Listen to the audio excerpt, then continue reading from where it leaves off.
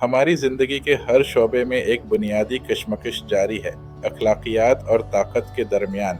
अखलाकियात से मुराद हमारे उसूल, किरदार और इक़दार हैं, जबकि ताकत से मुराद वो सलाहियत है जिससे हम कुछ कर गुजरने की अहलियत रखते हैं।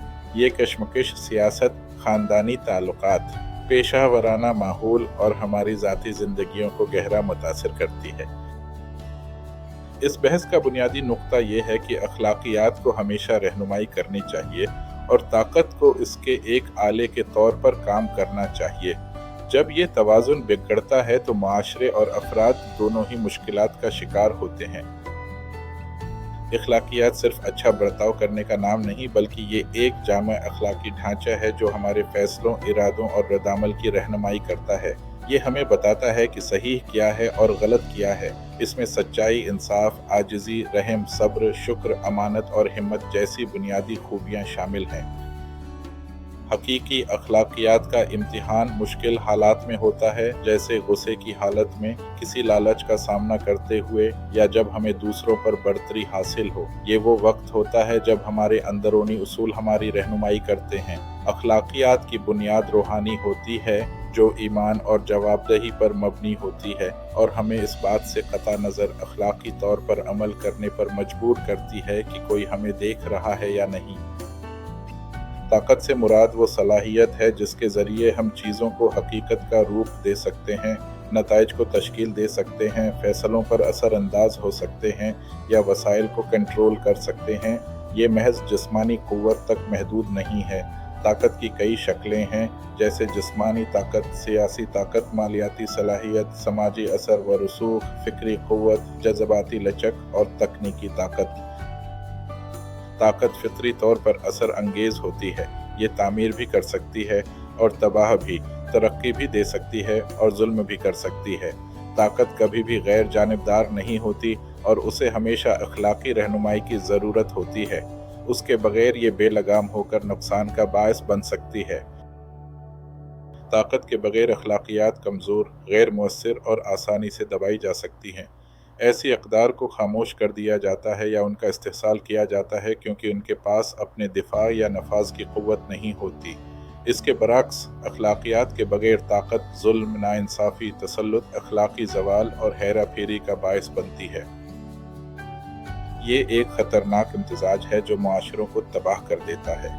इस कशमकश का खुलासा ये है कि ताकत के बगैर अखलाकियात नाजुक होती है, जबकि अखलाकियात के बगैर ताकत तबाहकुन होती है। दोनों का सही इम्तिजाज ही पायदार तरक्की और अमन की ज़मानत है। इस मसले का हल ये है कि अखलाकियात को रहनुमा बनाया जाए और ताकत को उसका खादिम। अखलाकियात सिमत का तयीन करती है, जबकि ताकत इस सिमत में आगे बढ़ने के ज़राए फराहम करती है। ये एक हम आहंगी पैदा करता है जहाँ इंसाफ का नफाज होता है, कमज़ोरों का तहफ़्फ़ुज़ होता है और सच्चाई का दिफा किया जाता है।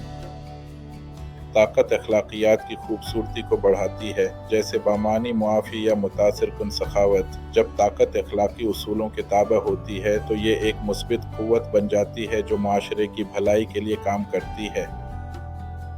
ताकत इंसान के अंदरूनी किरदार को बढ़ा चढ़ा कर पेश करती है, उसकी हकीकी फितरत को बेनकाब करती है।